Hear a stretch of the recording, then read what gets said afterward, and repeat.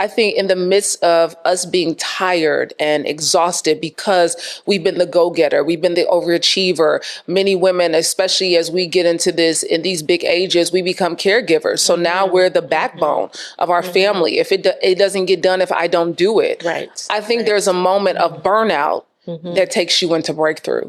So the moment you feel burnout, the moment you feel too stressed, the moment you feel like nothing can possibly get right, that's when you understand that the breakthrough is on the way. New season, new energy, realer, rawer, more powerful than ever. This season, we're pulling back the curtain on what it truly means to lead with purpose, live with grace, and keep going when life tries to knock you off course. We're diving into the leadership that transforms lives. I'm Kelley Cornish, and this is Life and Leadership Unplugged. I am here with Brandi Harvey, the truth teller, transformation coach, and trailblazer for women seeking clarity, freedom, and peace. Welcome, Brandi. Thank you for having me. I'm so excited to be here. This is just a moment for me, so just know this. Okay. You know, I've learned so much about you. Recently, really started following you and taking a deep dive into who you are. So to have you here in person is just everything. So again, thank you. Welcome. Look, I battled the rain. You did. Y'all don't know it's raining in Atlanta. You made it over. You did. And listen, you for did. every mountain. For every Listen. I love it. Yeah. I love it. I love it. And so I want to jump right into your work. You could start from so many different places, but I guess my first question for you is, you have such a holistic life. How do you think you do it all? And then we'll peel it back on what you do. How do I think I do it all? How do you do it all? I mean, well, this morning I thought I was doing nothing. I said, well, wait a minute, Brandi, you got to give yourself some grace, right? How do I do it all? I think that every moment along the way, I've challenged myself to become the best version of myself. And so I don't think that I do it all, and I don't think I get it all right every time. But I think the biggest thing that I do for myself is that I try my best to give myself some grace. Yes. I make time for myself. I plan my day. I'm a very structured woman. I can right? see that. So yes, I feel that too. Because you know what? I truly believe that there is freedom in structure. And so I know what I'm doing every single morning, right? I get up, I go work out, I make sure I move my body. You know, I live by the slogan, eat well, give a damn, move your body. Yes. Because if you eat well, in the middle of that, just give a damn about how you show up, how you treat yourself, how you love on yourself, how you show kindness to other people, and then that you move your body every day. Well, you've already hit some things. You already crossed a whole lot off the list. That's true. And so I think if we were to peel back the layers, I think it's like, how did I get there? Right. Through a whole lot of trial and error. Wow. Yeah. Wow. Well, you talk about, listening to some of your podcasts, which I absolutely love, how the journey begins within. And I think that's really what you're hitting on. So what was the moment in your life? Well, before I get to that, talk about your life. Talk about some of the things that you're passionate about and some of the things you champion, just so the listeners and the viewers will know a little bit more about who you are and what's dear and near to your heart. I think the first thing that always pops up is like, I want Black women to be well. Right? I champion health and wellness because I know it's the one thing that we have control over. If we don't have control over what Ray and Tay Tay and Bebe and everybody else is doing, right? We don't have no control over what they're doing. We don't have any control over what is going to greet us and meet us outside of that door. But what we do have control over is what goes in and what comes out, right? And so at 19 years old, I was 19 years old. I was at Hampton University. Now, I did not graduate from Hampton University, y'all. I graduated from Ohio State. So I got the best of both worlds. I went to a Black school and a white school, But when I was at Hampton, my sophomore year, I went to visit my dad for spring break. And when I was on spring break, my dad said, "Oh, my fluffy girls." And I said, "Fluffy? Well, what does he mean by fluffy?" And I kept asking my twin sister, Carly, I said, "Do you think he is calling us fat?" And my sister said, said, I don't know, I don't care. And I was like, but yeah, I kind of do care, right? Because it just landed in my mind. It was like on that day he planted this seed, and I kept questioning whether or not what was fluffy. And I got back to Hampton from that spring break, and I started getting on that elliptical every single day for 45 minutes. And that began my health journey. Now, trust me. Now, it was not gumdrops and sunny skies in the beginning, because you know when you first start, you reward yourself for getting on the treadmill, getting on the elliptical. So every time I got off, I was at Chick-fil-A. Every time I got off, I was getting a milkshake. I said, well, high five. Look at you. You worked out today. That's right. But I started on this journey at 19, and where most people would say now in this day and age that we live in, of not wanting to be held accountable, right? Absolutely. In this day and age, people say, oh my God, I can't believe he body shamed her. Oh my God, your dad, he fat shamed you. No, he did not. Right. What he did in that moment was he woke up the sleeping giant that was inside of me. And everybody has a sleeping giant. Absolutely. Everybody has a moment of reckoning. Everybody has a moment when they have to say, you know what? There's a better version of me on the other side. And so at 19 years old, I started working out. By the time I graduated college, I was a certified spin instructor. The next year, I was a certified personal trainer, group fitness instructor. I started doing meal prep. By the time I moved to Atlanta in 2007, I was a fitness competitor. Wow. And I say this because there was all the ebbs and flows, all the hills and valleys in finding my way to this 42-year-old version of wellness. But had I not made a decision at 19, had I not made a decision to put one foot in front of the other and say, there's a better version of me, I wouldn't be sitting here. I love that. I love that. And you said something in that. Today, in today's world, you're right. Everyone takes everything so personal. Girl. Like, you know. Child. And literally, like you said, that woke up the sleeping giant in you. And literally, I'm sure it wasn't anything demeaning. He used the adjective, and you took it and said, wonder what he means by that. Yeah. And you took it and made yourself better. Yeah. You know? Transformation is on the other side of the decision, right? Transformation happens when we make the decision. We're not going to get it right, get it perfect every single day. Absolutely. It's consistency over intensity. So over the last 20 plus years that I've been on this journey, I've just remained consistent. I have not done it right every single day. Right. I've done every diet. I done before it was paleo, keto, baby, it was Atkins. Before it was all these different names, right? I was low carbon, low sugaring, no carb, all the things to try and find my way. But what I found on this journey was that the one thing that I have control over is me. And we can get mad at people. We can get upset. We can get angry at people when they call us to the carpet or when they call those things out on us. We can get mad about it, or we can do something about it. We can allow it to be the fuel that pushes us into the best and next season of our lives.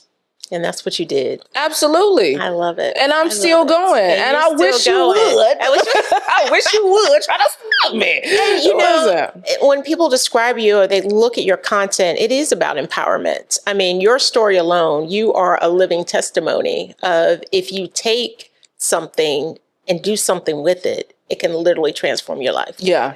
And so that's what we see in you. And so with that, what was the moment in your life, and I think you just shared that, where you had to do the hardest inner work to move forward? You talked about you went back and you did the physical, but I'm sure some inner work came with that. Listen, the hard work is the hard work. You know, that's the hard work. The easiest part is to start, let me get my body together. The hardest part is let me go deal with the things that hurt me. Let me go deal with the things that challenge me. Let me go deal with the things that traumatized me, right? And so I grew up in a house we went to church. Church girl. My grandmother was a church secretary for over 32 years. So I knew everything, all the ins and the outs of the church. Yes. So if there was anything to be done at church, baby, I did it, right? And so I grew up in an environment where I was told to pray about it. I was told to leave it at the altar. I was told to, if you let God deal with it, let God handle, let go and let God, right? Let Jesus take the wheel. Well, baby, at some point, I'm going to have to get in the driver's seat too. Absolutely. At some point, I'm going to have to take control of my life and the choices that I am making. And I was 33 years old, and I decided to go to therapy because what I realized was text messages couldn't just keep triggering me. Right.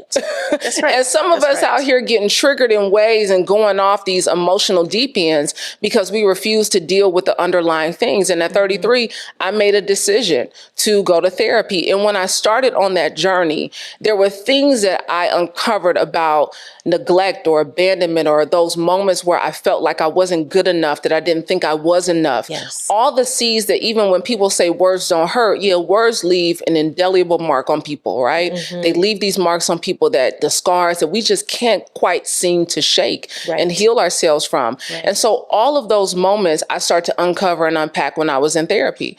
And I started that journey at 33. Now, when I was turning 35, and I tell the story in my book, Breakthrough Soul, separately. Now, my father has challenged me along my journey. Oh, baby, listen. He can't be great and not challenge other people to be great. That's right. Listen. That's right. And so he challenged me. 2017, I was still the executive director of the foundation, and I was fired. No. I was fired. Not by daddy. Baby, by him. But listen, when you get an email, baby, and I was still on the email train. Listen, I was still on the thread, and it said, we would like to welcome the new executive. Wait a minute. I said, the new one? I thought I was the one. Not daddy. Listen, but so I tell you the story at 19, he woke up the sleeping giant, but here's what a friend of mine told me, and I told this story in my TED Talk. I said, I was 35 years old. It was August 23rd. I will never forget this day. And I told this after I got fired. I told my friend, I called a friend of mine, and I said, I was fired. And she said, girl, you were not fired. You got to call a Black woman when things go haywire in your life, right? You got to call a Black woman. Phone a friend, call a Black woman. And I called my friend and she said, Brandi, you were not fired. You were released into your destiny. And in 2017, I got released into my destiny. Had I not been fired, I would have never written Breakthrough Soul separately, Get Out of the Boat of Mediocrity and Walk on Water. I had to walk on water in my own life. I had to get out of the boat of my own life. I had to get out of my comfort zone in my own life. There was something bigger that I needed to do. There was a bigger purpose that God was calling me to. And I could not stay in the same place. And I think so often, so many women, so many men, we get stuck in the mediocrity of every moment in these mundane situations of our lives. But the moment we get uncomfortable and we get out of the boat, there's a whole ocean of water that you can get out and walk on. A few oceans. Listen. That's right. So I got out of the boat.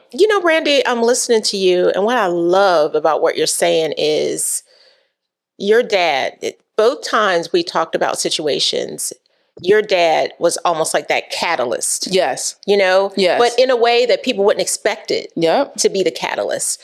And not just that, you received it. You may not have received it right away, but you knew it was a jumping off point. Yeah. And you surrounded yourself, especially in your 30s, with people, to your point, that would speak life back into you and speak truth to you. And so I think that part is so important when we think about leadership, when we think about legacy, when we think about how we're going to move to that next level in our lives. And so with all of this, the podcast is about life and leadership unplugged. So I have to ask this question in the middle of our questions. How do you unplug? How do you, with all of the energy you have and the passion that you have to do what you do, how do you unplug? I find so much joy in stillness. Now, I know people are going to be like, Brandi, because when they meet me, they feel like I'm this great extrovert, right? That I'm just like, oh my God, Brandi, she walks into the room and she just, in order for me to be that, it requires me to do a lot of quiet time. And so I do a lot of quiet meditation. I do a lot of stillness. I don't have nothing on. It's just me and my thoughts. And whether that's either me in the house and there's nothing on, or that's me taking a walk in meditation when I go for a walk. And sometimes I might have music on, sometimes I don't. It's just me and nature. Right. You know, those are the ways that I unplug. And as simple as it sounds, right, it is one of the hardest things to do. It is, especially as a leader. Yeah. Especially as a leader. Yeah. Yes. To tune everybody else and everything out so you can hear, right? Because I tell people all the time, the Wi-Fi is on. All the time. God is always giving you the downloads, but he speaks in whispers. You got to be quiet enough to hear it. And so when I get quiet, that's when I get the downloads. When I get quiet, that's when I get clear. I love it. And so I focus a lot on stillness. Yes. You know, that's how I unplug. I do a lot of by myself time and a lot of quiet time. And so that's me going on meditations, that's going on a walking meditation, that's on me being quiet and being still. And then, you know, one of the things that I love to do that is an active thing, I work out every single day. I move my body in every single day. So I think that that's a way for me to blow off some steam, to kind of take the edge off, you know, and to be better, you know, because that's the thing, as I said in the beginning, it's a thing that I have control over. I'm not going to be able to control anybody else. Right. I can't control what they do, what they say, how they receive me, how they perceive me. All I have is control over myself. And the first thing I can do is start with my vessel. I love it. I love it. We have heard so much from Brandi Harvey. We are going to pause and unplug for just a minute and then come back with more from Brandi Harvey. Stay tuned. Times are tough. Unemployment is up, and too many families are struggling just to make ends meet. But at the T.D. Jakes Foundation, we believe that no challenge is too great when a community comes together. We're empowering people with education, workforce training, and access to opportunity. And today, you can become a part of that change. It only takes That's $5 to make an impact, $5 and tag 5 friends to help open doors for someone's future. And thanks to Wells Fargo, the first $1 million raised will be doubled. That's right, your $5 instantly becomes $10 of impact. Join the Power of 5 by texting Power of 5 to 53555. Together, we can change lives. Welcome back. I am Kelley Cornish with Life and Leadership Unplugged with Kelley, and I am so excited. It's been an amazing conversation with Brandi Harvey. I feel like she's my new best friend. I've learned so much from her and the nuggets that she shares, and we're going to jump back in and really just talk about, you really talked about some pivotal moments in your life that literally took you to the next level.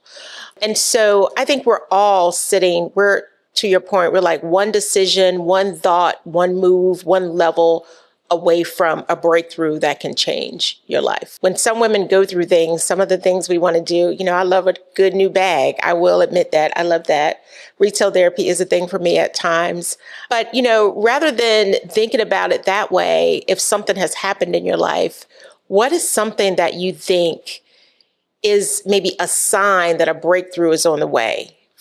Specifically for a woman? We may see it as a time of tension or things not working, but just would love to hear your thoughts about that. I think sometimes when I talk to women, one of the things that I see when they're on this brink of a breakthrough, they just feel tired. They feel exhausted.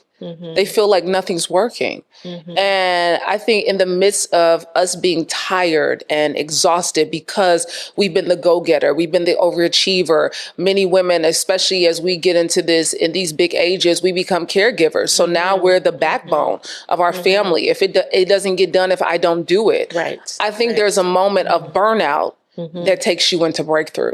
So the moment you feel burnout, the moment you feel too stressed, the moment you feel like nothing can possibly get right, that's when you understand that the breakthrough is on the way. But it's difficult, right? Because sometimes we think that it's going to come in this moment where the trumpet sounds, and that, you know, somehow it's going to get Amazon Prime to your door. Like, it's not. I said it before, hard work is hard work. And I think that so often we find ourselves running away from the work. And so we run away from the work. And so we run to the TikTok shop, and we run away from the work, and we run to Amazon Prime, and we run to Saks, and we run to Neiman's. And somehow we think that we found some worth because they know our name when we walk in the door. Well, no, it's really because they know your credit card is going to work when you come through the door. Listen, That part. it's that part, you know? And so, that's of course, good. they love to see you coming. Of course, they got the champagne ready. Of course, they That's got your right. private room ready. That's right. Because they understand that your credit card is going to go green. Okay. On that register, right? And so I want women to understand that there are other ways that we can find, but we have to get real about how we're coping with the hurt, with the pain, with the betrayal, with the devastation. So many of us, and it's not just the shopping, right? It shows up in the weed, it shows up in the sex, it shows up in the alcohol. We think that a wine down Wednesday and bottomless mimosas are our one ticket to freedom, and it is not. Yeah. I mean, as somebody who has given up alcohol multiple times over the course of my own health and wellness journey, and I'm currently in a very sober state. And you're talking to somebody who has literally coping with weed, coping with shopping, coping with alcohol, all of those things along the way. But the moment I am willing to make a decision, the moment I make a sacrifice, God always honors sacrifice. Yes, he does. And so we think that we're going to get to hoard and hold everything that we want and get the thing that is destined for us. We are sadly mistaken. We are going to have to give something up in order to go up. You know, I had my last drink on February 27th. And when I had my last drink on February 27th, I remember it was one glass of wine. I had just left a speaking engagement. I was like, okay, girl, we going to the Four Seasons, have us a little glass of wine. We sit at the bar. The bartender gives a nice little heavy pour because we so chatty at the bar. We look at it, it's a great time. By the time I get to valet, I'm sitting there like, what did I do? It was one glass. Like what? The next morning, I'm sluggish. My God, for all this, I can't get out the bed good. I'm struggling in the workout the next morning. And I said to myself, I said, Brandi, if you really love yourself, why do you keep doing this to yourself? And when I made that statement to myself, here's what God said to me. What are you willing to give up to go up? And so on that day, I made a decision that if I could just, what am I willing? And we were walking right into Lent, Kelley. It was walking right into the Lent season. You know, everybody love to give up something for Lent. You know, I'm giving up sugar. I'm giving up social media. I'm giving up social media. I'm making a whole goodbye post, baby. I didn't have to tell nobody. I didn't have to tell nobody. I just had to make a decision. But here's what I know to be true. My friend Patrice Washington always says this, you got to give God something to bless. And so I said on that day that I wanted to give God something to bless because I know that there's something that I'm working towards that I know, I feel it, I see it, I got the shift, I already know that it's coming. But what are you willing to give up to go up in this season? And one of the things I gave up was alcohol. What I did in that moment was I hit the domino in my life. What happens when you make the decision, here comes the domino effect, right? Because now you give up one thing, and because you get on this stride of giving up one thing, God says, okay, let me see if you're willing to give up something else. And so here comes, I don't need to take a puff or a toke to feel better. I ain't got to have nothing in my hand to feel good about myself when I'm in a party. I don't have to do that. Then here comes somebody's son, ain't got to be stressing me out, baby. Somebody's son. Listen, somebody's son over here stressing me out. Okay, I even got that. God said, what? Are you willing to give God something to bless? But what I did, and I think every woman has to get to this point, every man has to get to this point, you are going to have to make the decision and knock the domino down in your life so you can see how good, how fast, how expeditiously God can work. We keep wondering about exceedingly abundantly above all, but when are you going to act exceedingly abundantly above all in your own life? God meets us on the word, on the road of work. That's right. Transformation happens on the road. That's right. Damascus, baby, that was a road. You had to be doing something. You had to be going somewhere to get something. To get knocked down. Right. You did. You know, I'm laughing at you because your dad said something years ago on one of his shows. He was like, you got to give Lord something to work with. Listen. You got it. So it reminded me of that. Like, you want to do all these things, but you got to give him something. You got to give him something to work with. And to your point, you've got to, what's that domino?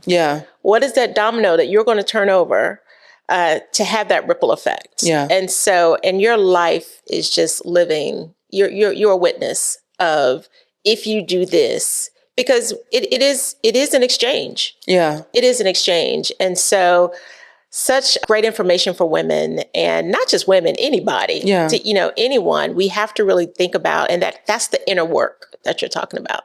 That is that inner work, that hard heart work that has to be done. So listen, as we get to the end, a couple of things. I'm going to invite you, Brandi, to finish these 3 sentences. Okay. Yeah, all right, this everybody. is You guys ready? Let me get put my thinking finger up. Yes. Okay. As Brandi, healing to you is freedom. Number 2, leadership starts when Leadership starts when commitment is not a feeling, it's an agreement. And lastly, I want women to remember that they are enough. So mic drop. Yeah, that's it. And you can't hear that enough. Yeah. Because we all question it. We are every day. Every last one. We get into boardrooms, we walk into spaces, we turn on these microphones, and we constantly ask ourselves, am I enough? We look on social media, we start down scrolling, and we say, oh my God, I don't fly private everywhere I go. Oh my God, I ain't got the new Birkin. Oh my God, they got the new this. Oh my God, she going there. How she get that? Dang, they going there. Oh Lord, you look around every single moment of the day. And you're constantly chasing these dopamine hits. Yes. To say, oh, I'm valuable. I'm lovable. But if you are reminded every single day, I keep post-its on my bathroom mirror, I am enough. I am loved. I am a captivating woman. I am adored in the world.